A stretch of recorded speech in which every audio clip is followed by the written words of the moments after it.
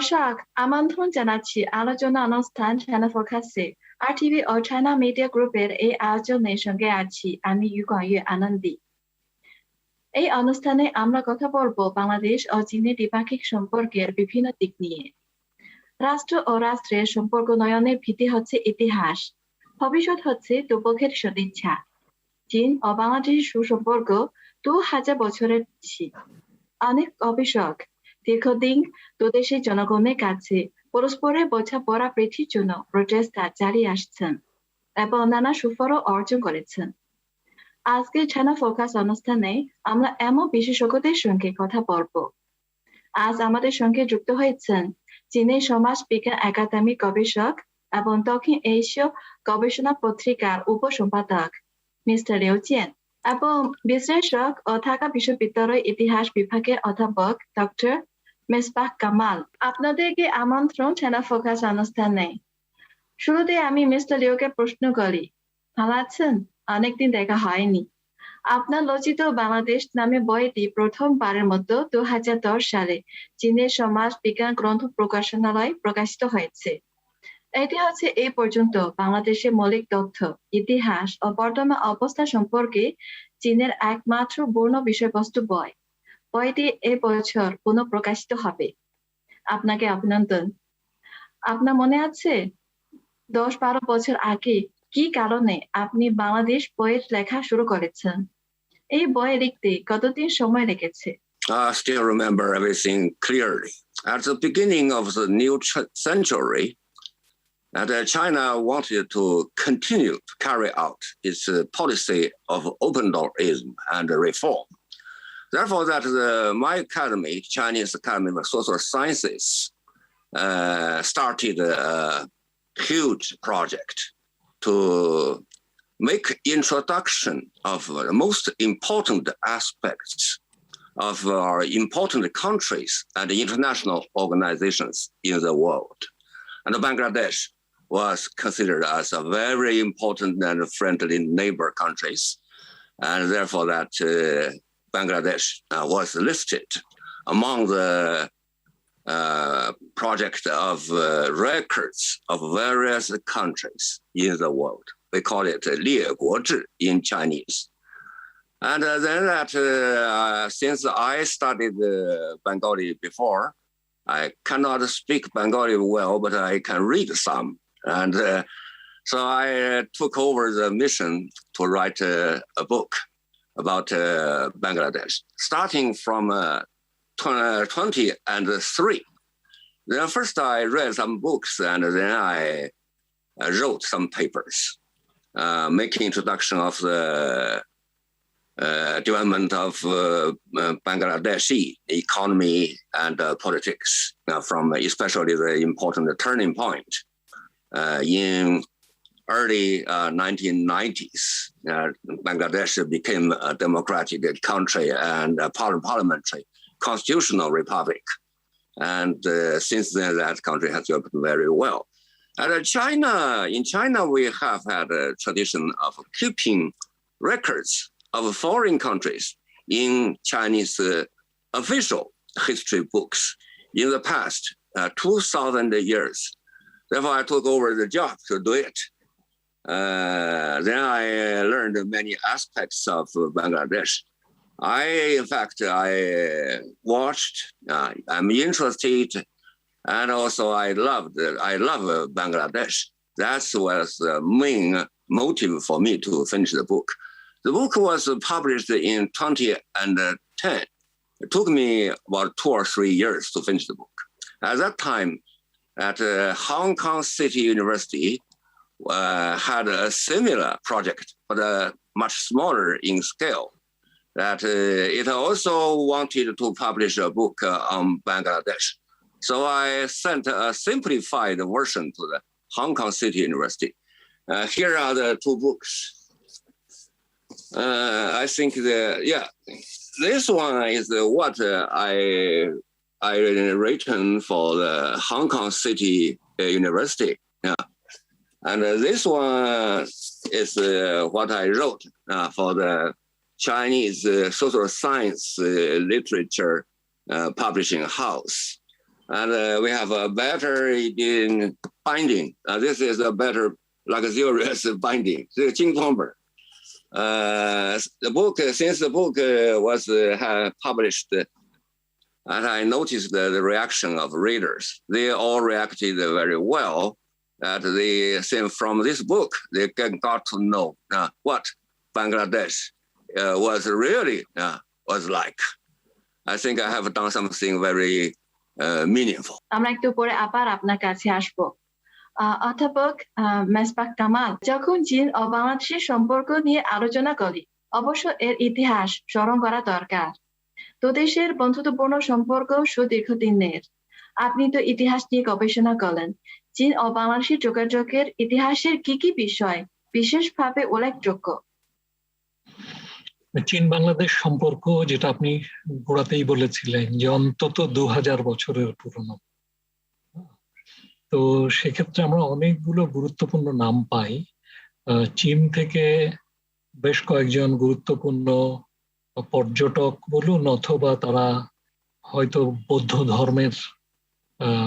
ধর্মবেত্তা ছিলেন, তারা ধর্মের প্রয়োজনে এসছেন, এই বাংলায় এসছেন, পূর্ব ভারতে এসছেন, এবং তাদের মধ্যে দিয়ে কিন্তু আমরা বাংলাদেশের ইতিহাস লেখার গুরুত্বপূর্ণ উপকরণ পাই।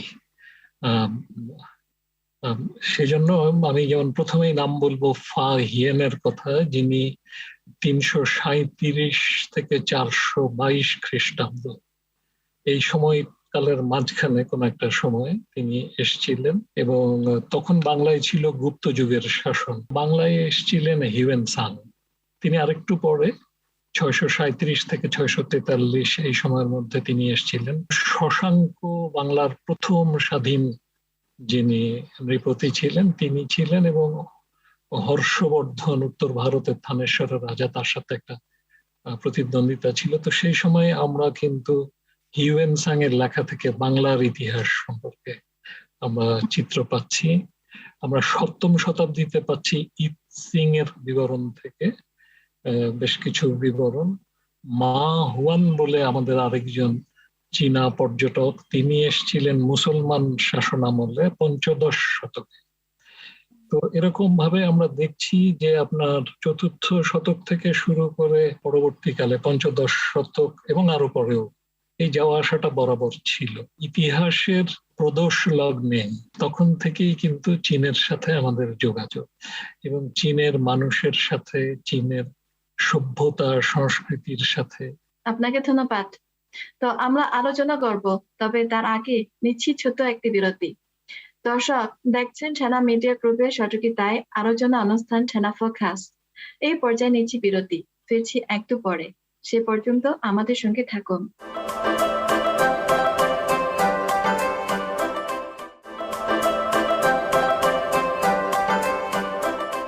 দর্শক আবারও আমন্ত্রণ ছেনা ফোকাস অনুষ্ঠানে।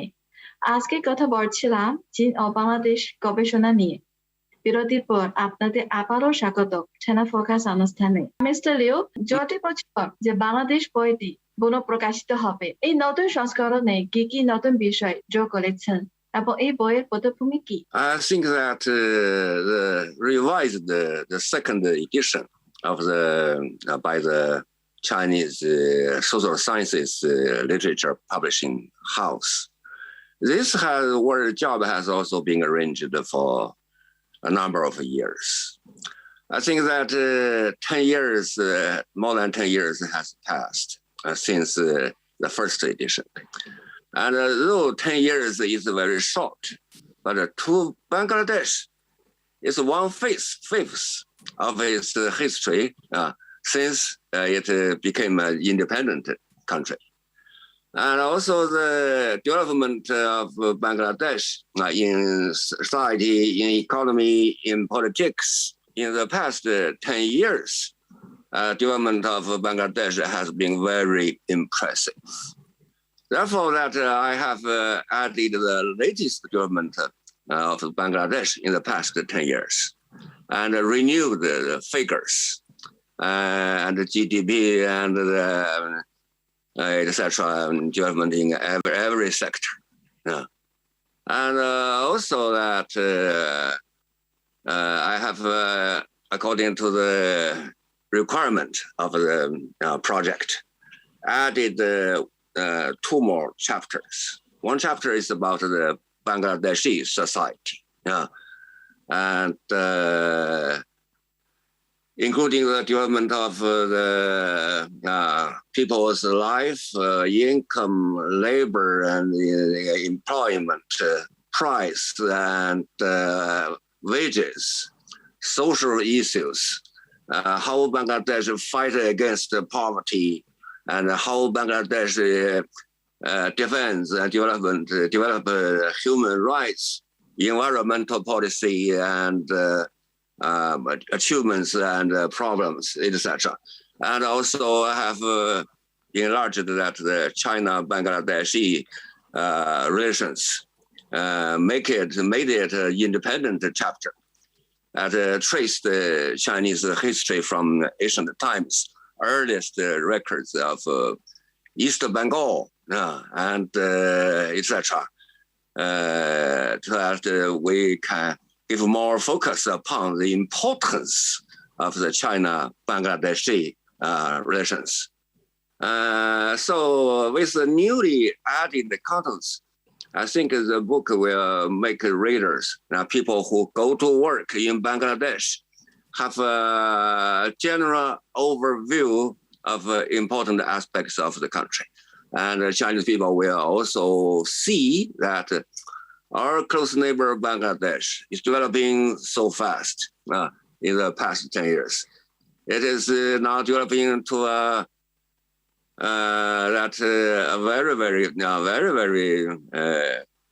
with very high developmental speed.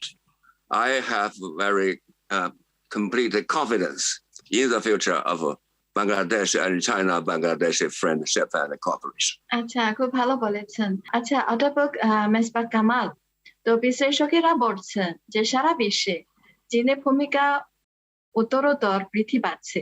বাংলাদেশের বিভিন্ন উন্নয়নের অংশীদার এখন চীন। দুই দেশের এই সম্পর্ক আস্থা তৈরিতে জনগণ পর্যায়ে কি কি পদক্ষেপ নেওয়া উচিত বলে আপনি মনে করেন? আপনি তো ঠিকই বলেছেন যে সারা বিশ্বে চীনের ভূমিকা উত্তরোত্তর বৃদ্ধি পাচ্ছে। আগামী শতকটা হবে এশিয়ার, এবং তাতে নেতৃত্ব দেবে চীন বলে তো সারা পৃথিবী বুঝতে পারছে।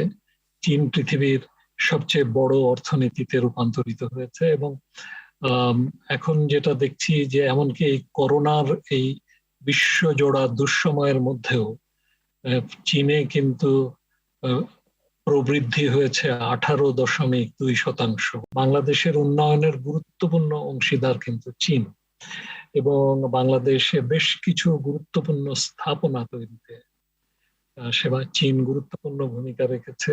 আর যেটা আমরা দেখছি যে মানুষের সম্পর্ক হয় কয়েকটা পর্যায়ে। একটা হয় রাষ্ট্রের সাথে রাষ্ট্রের সম্পর্ক, একটা হয় রাজনৈতিক দলের সাথে রাজনৈতিক দলের সম্পর্ক, আরেকটা হয় যেটা সবচেয়ে শক্তিশালী জায়গা, স্থায়ী জায়গা, সেটা হচ্ছে জনগণের সাথে জনগণের সম্পর্ক। এই যে জনমৈত্রীর বিষয়টা, এইটাকে জোরালো করা দরকার, এবং এটাকে জোরালো করার জন্য আমি মনে করি যে আপনার এডুকেশন এক্সচেঞ্জ এবং কালচারাল এক্সচেঞ্জ, এই বিষয়টা খুব জরুরি। বুদ্ধিবৃত্তিক যে সমাজ আছেন, সেই সমাজ, তারা তো গুরুত্বপূর্ণ অ্যাম্বাসেডার, গণমৈত্রীর গুরুত্বপূর্ণ অ্যাম্বাসেডার।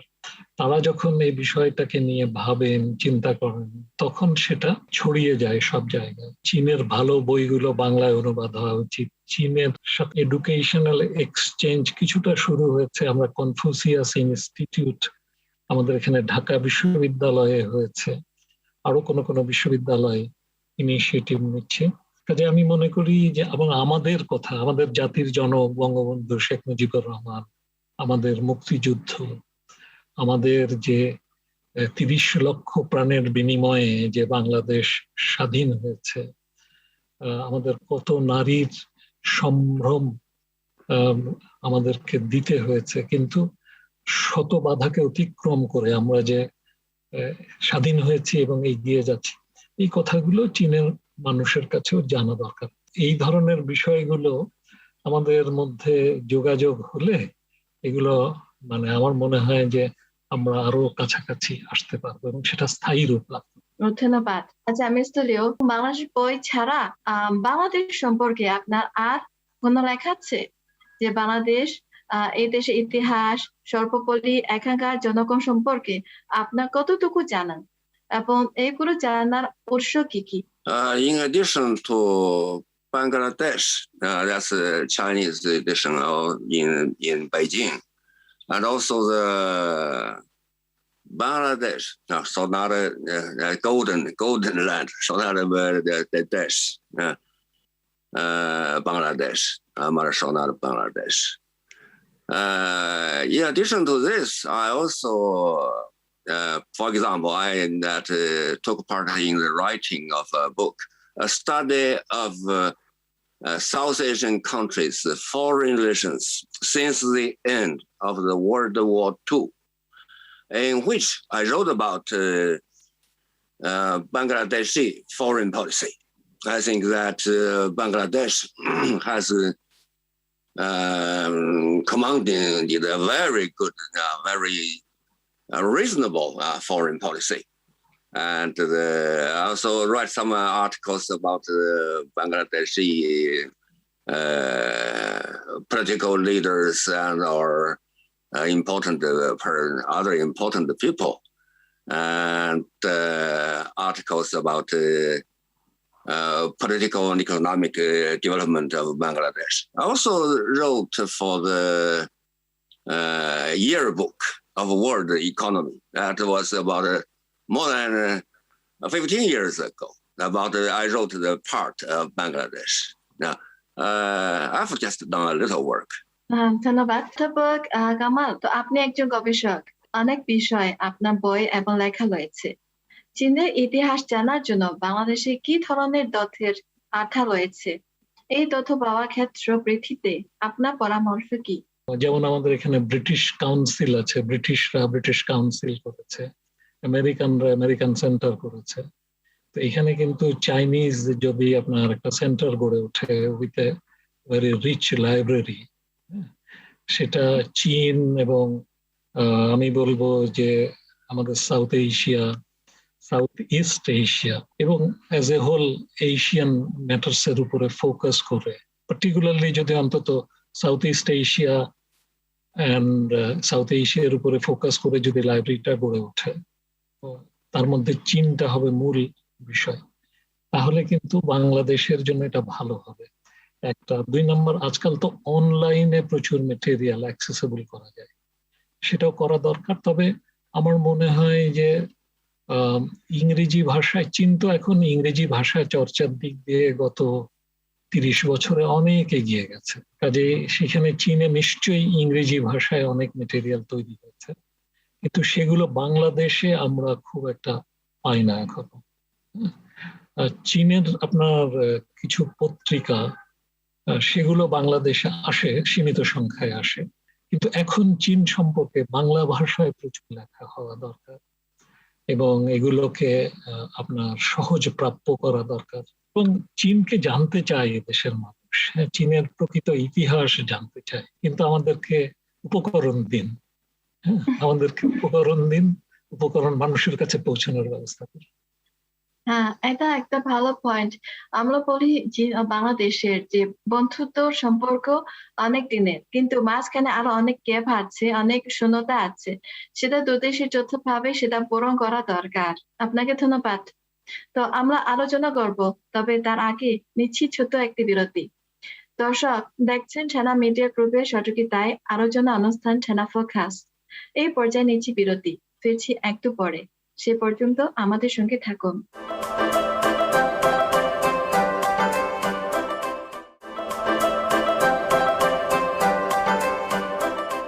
দর্শক, আবারও আমন্ত্রণ ছানা ফোকাস অনুষ্ঠানে। আজকে কথা বলছিলাম চীন ও বাংলাদেশ গবেষণা নিয়ে। বিরতির পর আপনাদের আবারও স্বাগত ছানা ফোকাস অনুষ্ঠানে। একটু আগে অধ্যাপক কামার সাথে আলোচনা করেছি। তো ঢাকা বিশ্ববিদ্যালয়ের ইতিহাস বিভাগে চীনের ইতিহাস বা চীন ও বাংলাদেশের সম্পর্ক বিষয়ে কোনো কোর্স রয়েছে? আমার খুব জানার আগ্রহ আছে। এমন কোনো কোর্স? আমাদের চীনের ইতিহাস পড়ানো হয়। আচ্ছা, তো এই দেশের তরুণ শিক্ষার্থীদের কিভাবে চীনের প্রকৃত ইতিহাস জানানো যায় বলে আপনি মনে করেন? ইতিহাস বিভাগে চীন সম্পর্কে পড়ানো হয়, কিন্তু আলাদাভাবে চীনের উপরে কোনো কোর্স এখন পর্যন্ত আমরা চালু করতে পারিনি। চীন যেহেতু মানে আমাদের অন্যতম প্রতিবেশী, এবং আজকে আগামী শতাব্দী চীনকে কেন্দ্র করে আবর্তিত হবে, এটা সারা পৃথিবী বুঝতে পারছে। কাজে সেই বিবেচনা থেকে চীনের ইতিহাস, চীন বাংলাদেশ সম্পর্কের ইতিহাস নিয়ে আমাদের কিন্তু আলাদা কোর্সই হতে পারে, এবং এটা আন্ডার গ্রাজুয়েট লেভেলেও হতে পারে, হওয়া উচিত, এবং আপনার পোস্ট গ্রাজুয়েট লেভেলেও আরো গভীর অধ্যয়নের জন্য আলাদা কোর্স হওয়া দরকার। সব বিভাগের ছাত্ররাই যেন অন্তত পক্ষে জানতে পারে, বুঝতে পারে, বা যারা আগ্রহী তারা যেন অংশগ্রহণ করতে পারে, তার ব্যবস্থা দরকার। সেই জন্য কিন্তু সেমিনার, সিম্পোজিয়াম এগুলো খুব গুরুত্বপূর্ণ। এগুলো হলে যেটা হয় যে সব ডিসিপ্লিনের ছাত্ররা যে আগ্রহী সে এসে সাথে যোগদান করতে পারে। মিস্টার লিও, আপনি বাংলাদেশ সম্পর্কে গুগল থেকে জানতে বেশি আগ্রহী, এবং ভবিষ্যতে বাংলাদেশ এখানকার জনগণ সর্বোপরি দুই দেশের সম্পর্ক উন্নয়নে কোন দিকে গবেষণায় আপনার আগ্রহ রয়েছে? That personally, that I shall still watch, observe closely development of Bangladesh in every aspect.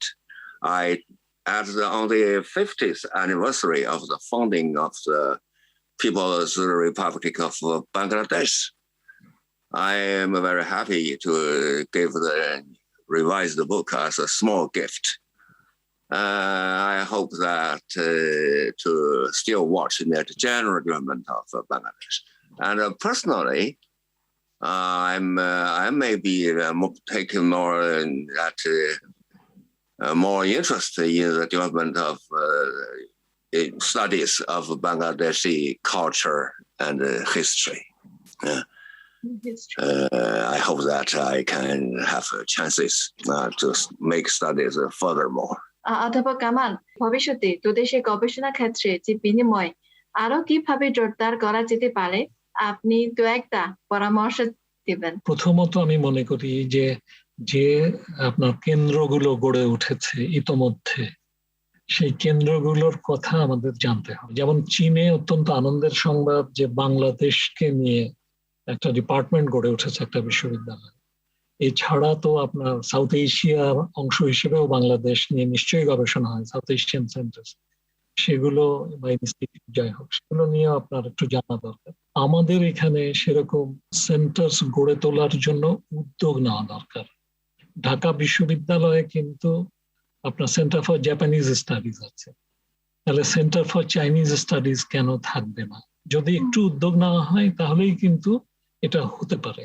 আরেকটা হচ্ছে যে আমি মনে করি যে চায়নাতে বাংলাদেশ নিয়ে যে চর্চাটা হয়, যেমন প্রফেসর লিউ চিয়ামের যে বই, সেই বইটাও যদি বাংলায় অনুবাদ হয় তাহলে তো আমরা অত্যন্ত আনন্দিত হব। তো আমি যদি কংক্রিটলি বলি, আমি বলবো যে গবেষণার জন্য ডেডিকেটেড সেন্টার গড়ে তোলা।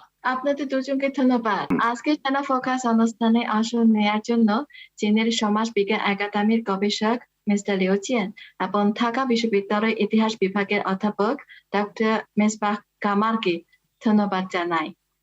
দর্শক, চায়না ফোকাস অনুষ্ঠানটি আজকের মতো এখানেই শেষ করছি। আশা করি নানা ক্ষেত্রে যৌথ প্রচেষ্টায় চীন ও বাংলাদেশের আদান প্রদান আরো জোরদার হবে, দুদেশের জনগণের মৈত্রী আরো বৃদ্ধি পাবে। এই প্রত্যাশায় শেষ করছি আজকের চায়না ফোকাস। এতক্ষণ সঙ্গে থাকার জন্য ধন্যবাদ সবাইকে।